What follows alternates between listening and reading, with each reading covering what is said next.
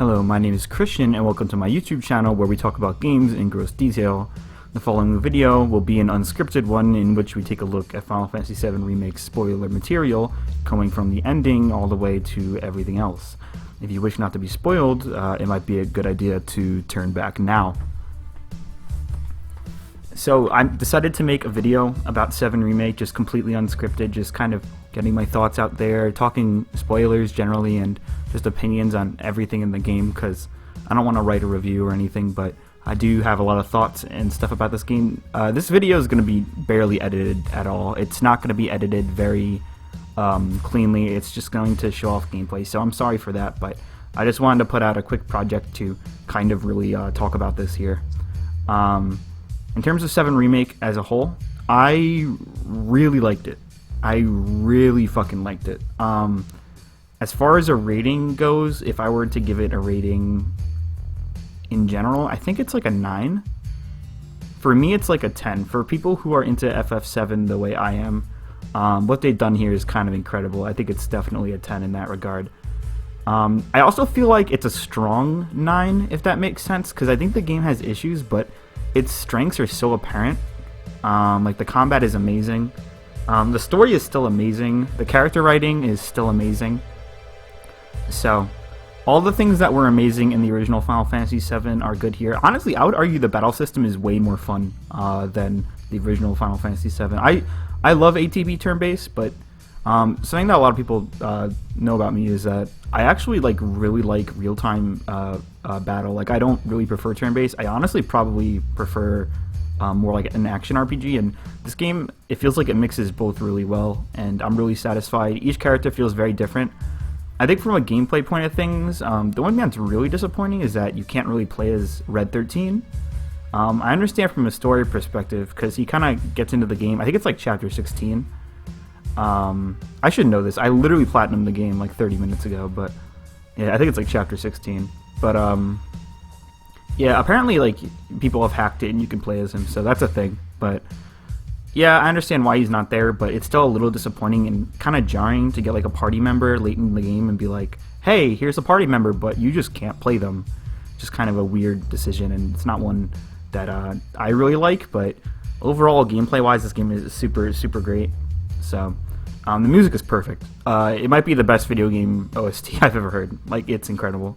It's this or Nier Automata. It's one of the two. The original FF7 has amazing music, and this game, most of the tracks are better. Like, it does what it does. It does the thing where it just makes each track, you know, a little more in depth, just a little better. Some of the tracks I think are actually worse. Like, I think the Mako Reactor track, when you're walking around the Mako Reactors, is much better in the original. They definitely, I think, kind of missed like the haunting nature of that song, but some of the songs they made in this game are amazing. Like High Five, Smash 'em, Rip 'em. Everything in Chapter 9 sounds amazing.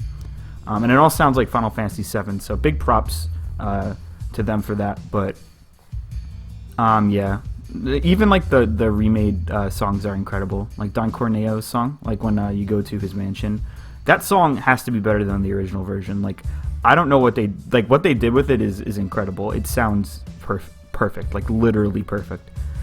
But yeah, so that's pretty much all I have to say about the music. It's like kind of hard to talk about because it's just so good. It feels like there's like not really much to really criticize about it. It's just kind of a perfect soundtrack. It's incredible. Even if you're not into the game, I think it's worth a full listen. It's fantastic. Graphically, it looks amazing. Yeah, there's like a scene where like a flower kind of looks shitty, but like, who fucking cares? I think the problem with this game graphically is an issue with the vision of the game and not with the console. I think the game, this game is too demanding for the PlayStation 4 in general. Like, if you like touch your PlayStation 4 while you're playing it, like mine was I could fucking like grill on that thing, like straight up. It gets so hot. But yeah, so graphically, I think it's amazing. I don't think it's I don't think the small graphical like issues like with the flowers, I mean, like, I guess they're kind of noticeable, I guess, if like you're really looking for it. I didn't notice it my first playthrough. Other people noted it to me. I guess I'm just a moron, but I don't really care about stuff like that, especially when the character models look this good. It seems like kind of a trade-off that's worth it. I think that stuff like this will probably be fixed in the PS5 Remake Part 2 though, because obviously, you know, more strong console. This is coming out at the tail end of the PS4's existence, so it makes sense that the PS4 is kind of holding, the hardware is kind of holding the game back a little bit visually. But I mean, it doesn't stop it from looking fantastic. So now I'm going to talk about story, and I don't know how long this video is going to be, but I have a feeling this is going to be the longest segment of what I talk about. The story in 7 Remake is great because Final Fantasy VII's story is great. I like the way they add so much context and like reasonings for little things that you didn't even know that 7 needed a context or a reason for. I kind of talked about that in my video essay, but I really just like the fleshing out of each area. I know some people think the pacing is a little slow. The only time I felt that way was when you go back down to the sewers in Chapter 14. That was just, it felt very unnecessary. It felt like that, I understand like the point of it, but that section could have just been way shorter and would have gotten its point across just fine. And honestly, did we have to fight Abzu again? Like, it just felt like such a shoot-in boss. In terms of like the bosses that I really had fun with story-wise, like I think Rufus was like the most fun I had. That boss is amazing because it demands you like actually play the game. Like if you suck at the game, he's just going to counter everything. Like you actually have to like fight him. It's actually really, really fun. It feels like an action game. I think some of the worst bosses are, I think the ghost in the train graveyard is fucking terrible, especially on hard mode. It's not even like a hard boss, it's just designed in a way that it's so fucking annoying and it just eats all your MP, making the next boss fight even more difficult. Hated that boss. Don't know what they were thinking. I hate bosses where it's like, oh, now you can attack with this, and now you can only attack with this. You know, it swaps between, you can hit it with magic or physical attacks, and it's fucking terrible. To game devs, if anyone's watching this small little video, please get rid of that. No one fucking likes that. It's not fun. Please stop. But yeah, I really liked the Rufus boss fight. I think the Reno and Rude boss fight was amazing. The Genova fight is so fun, and like it just feels, it's not like super difficult, but it feels like tense, you know. Also the Sephiroth fight at the end is obviously really fun. But yeah, okay, so just talking about the bosses there, but we're gonna get back to story. So I think that like the moment-to-moment story in FF7 Remake is slow, but I think that's okay because the character moments and the dialogue are so good that it doesn't matter. But I do acknowledge it's slow. I think the parts that are slow are like I said, when you go back into the sewers. I think that part just dragged on too much. The train graveyard has like 2 sections to it, and like one of them is like only like 15-20 minutes long, and then the other one's like an hour long, and it's just like, why is this other section even here if it's going to be this short? Like, it just, the game, I'm not even going to pretend it doesn't feel a little bloated, because I think it kind of does sometimes. There's also the part where you drop into the underground Shinra facility with all the fucked up Mako people, with Barrett, and you play as Barrett. I think that section was cool, but it also dragged on too long. I actually like the idea of establishing that Shinra is like creating creatures like that early on. I think it's a good thing, but I really thought it was just too much. It was too long. But yeah, other than all that stuff, I have really positive thoughts about the story. Now I gotta talk about the ending. Just referring to the ending, I don't think it's bad. I think it lacks so much context because I don't think the implications for the next part affect the story in this part. Like, I think the story in this part is still fine. It's still good. The game technically still ends the way it should. You know, they leave Midgar. Like, nothing that happens in that end, it confuses you, but it doesn't affect the story of part 1 at all. Like, part 1 as a contained story, those little bits of like the Zack and fucking like the multiple dimensions and all that stuff, like that doesn't affect the narrative of part 1. So I don't want to hold that against part 1. I will hold it against part 2 if part 2's narrative sucks. But that's not part 1's fault, because those moments have no bearing on the narrative. They simply just set up the next game. And I would feel like an asshole if I judged the game on a mistake like that it hasn't even really like committed to. But yeah, other than that, when I first played the game, I really didn't like the twist with Zack being alive. I just don't know how, like thematically or just in general, that makes sense, because in order for Cloud to be who he is, I mean, like, Zack has to die. That's just how it works, you know. And also, I kind of think part of what makes Zack so good as a character is the fact that he did sacrifice himself. Like, he dies a hero. So the fact that we're removing that from the story is, if we're removing that from the story, it's still unclear if that scene was another dimension or like another universe. But I do think that doing that to Zack kind of robs him a little bit from, it kind of takes away from his story a little bit. And I think that's the change that I don't like the most and am the most scared for. I'm afraid Zack is going to become like a major part of the following games because he's alive, and that could really screw up the story. Like I said, it's not an issue this game has, but I could definitely see it being an issue later on. But yeah, that's like the big issue I have with the ending.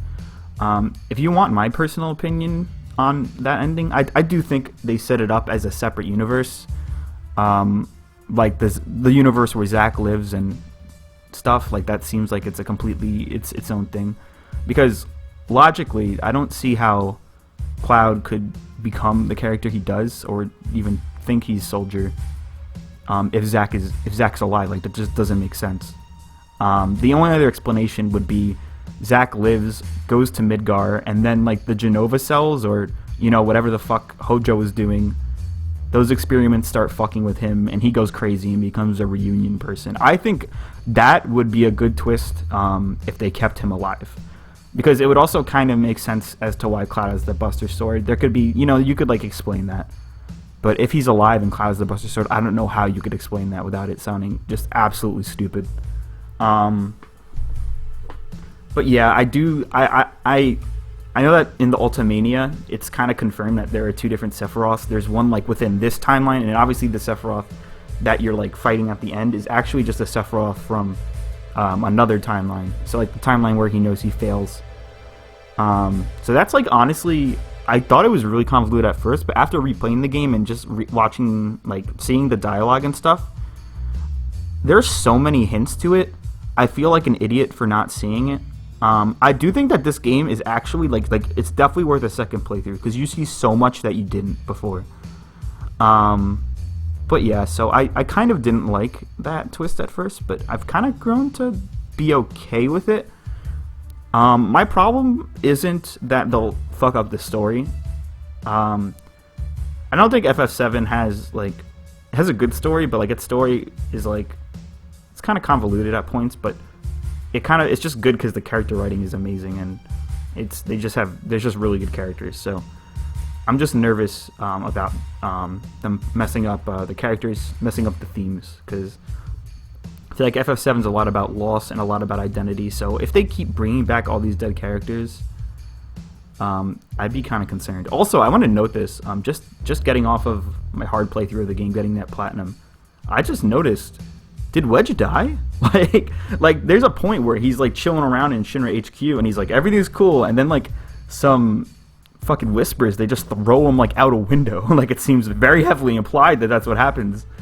I'd be down with that. You know, if Biggs is living, because honestly, I feel like if you bring Biggs back, like you're removing so much of the weight that the plate falling like actually has. Like, it just removes the emotional weight of that scene, and it makes it feel so wasted.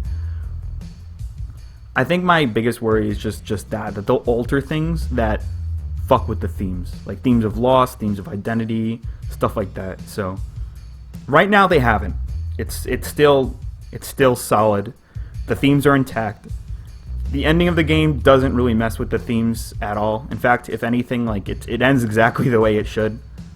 But I am concerned about that in the future. So I'm not going to go into too much about theories and stuff, but I did have this idea. What if Aerith in this game is an Aerith from like, they already said she's an Aerith from a previous timeline, but what if every time she dies, she like relives the events of Final Fantasy VII. Like every time Sephiroth stabs her, because if you see the way she talks, like she knows like obviously she's from another timeline, but she seems to be speaking like in a way where she really wants to prevent her own death.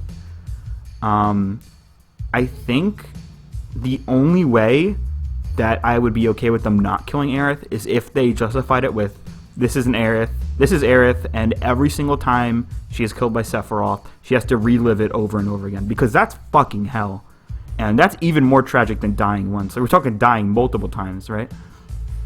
I guess it kind of... There's some stuff about it that doesn't make sense, because I think she still remains in the live stream, like, all throughout the rest of the game in Advent Children, because she, like, helps to, like...